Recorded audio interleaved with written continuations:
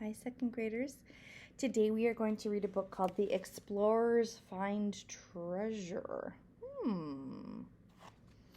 wonder what the treasure could be. The next morning, Jessie woke up first, and she got up at once, for she was the housekeeper. The dog sat on the door in the door of the car and looked at her as she jumped down to get the milk for breakfast. Then he jumped down after her. Jessie walked down by the little brook and stopped to look at the waterfall. It was beautiful. I must look in the refrigerator, she said with a laugh. It was a funny refrigerator. There was a walk behind the waterfall, and the night before Jessie had put the 2 bottles of milk in a hole in this rock. Now she took out the bottles and found that the milk was very cold. Is it delicious? Called Benny, who sat in the car door. It is delicious, cried Jessie. It is cold, too. She got up into the car with the milk and sat down beside Benny. Then the 4 children drank the milk for breakfast. Henry said, "Today I'll go to town and try to get some work to do. I can cut grass or work in a garden or something. Then we'll have something besides milk for breakfast." He washed his hands and face and started out. "I'm so glad you have a dog, Jessie," he said. "Goodbye. I'll be back at noon." The children looked after Henry, and then they looked at Jessie. "What are we going to do now, Jessie?" Benny asked his sister. "Well," Benny answered Jessie, "we'll go exploring and look for treasures. We'll begin here at the car and look until we find a dump." "What's a dump?" asked Benny. "Oh, Benny," said Violet, "you know what a dump is. Old tin cans and old dishes and bottles." "Are old tin cans and dishes treasures?" Benny wanted to know. "They will be treasures for us," answered Jessie, laughing. "And wheels?" asked Benny again. "Will there be any wheels at the dump?"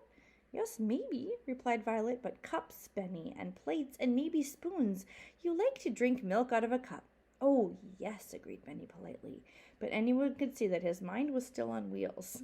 The explorers started walking down the old rusty tracks with Watch hopping along on 3 legs, the other paw still tied up with Jessie's handkerchief. Was held off the ground, but the dog looked very happy. He liked these kind children. They all walked along through the woods, looking this way and that. After a while, the old track came out of the sun, and explorers found that they were on the top of the hill. They could look down and see the town below them. "Henry is down there," said Jessie. Benny was walking along behind his 2 sisters. Suddenly he cried happily, "Look, Jessie! There's a treasure! A wheel!" The girls looked where he was pointing, and they saw a big dump with many old bottles and tin cans on it. There were also both wheels and cups. Indeed, there were dishes of all kinds. "Oh, Benny," cried Jessie, "you saw the treasures first. What should we do without you?" Here's a picture of that. Violet ran over to the dump. "Here's a white pitcher, Jessie," she cried. Jessie looked at it. It was all right, with only one small crack. "And here's a big white cup, too," she said happily. "Can you use a teapot, Jessie?" asked Benny. "Yes, indeed," she replied. "We can put water in it. And I have found 2 cups and a bowl. Let's look for spoons, too." Violet held up what she had found, 5 spoons covered with rust. "Good," said Jessie. "Here's a big kettle. Let's pile all the dishes in it. Then we can carry them back to the boxcar."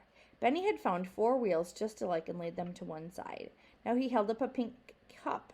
There was a big crack in it, but it had a handle. "This will be my pink cup," said Benny. And here's the kettle they're talking about with the dishes.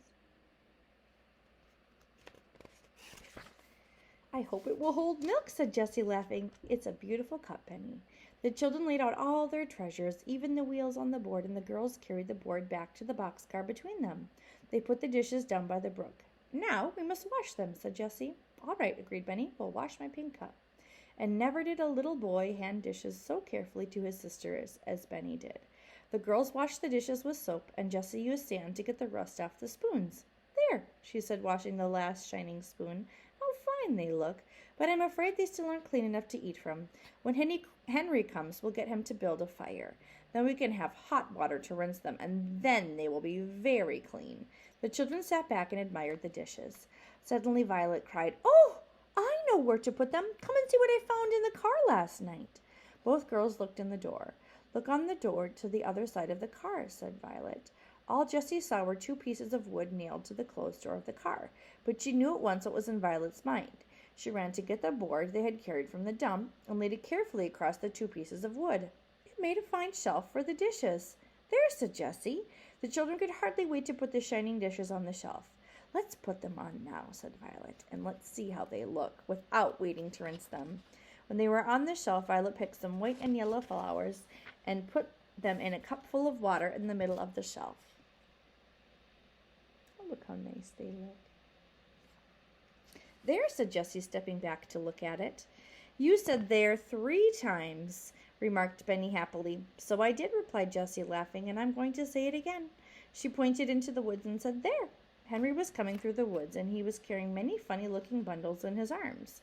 But he would not open his bundles or tell what he'd been doing until it came time for dinner. "Where did you get the dishes?" he cried when he saw the shelf. "We went exploring," said Violet, "and we found a big dump." The children began telling him about their treasures. Benny told them about their tin cans and his pink cup and his wheels. Jessie took out the big kettle and asked him about building a fire. "We want to use the dishes to eat from," she told him, "and it's hard to get them clean in cold water." So Henry made a small fire in an open place where it could not burn anything.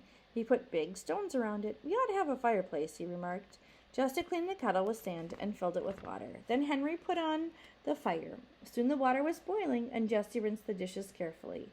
"Now I know they're clean enough to eat from," she said happily. End of chapter.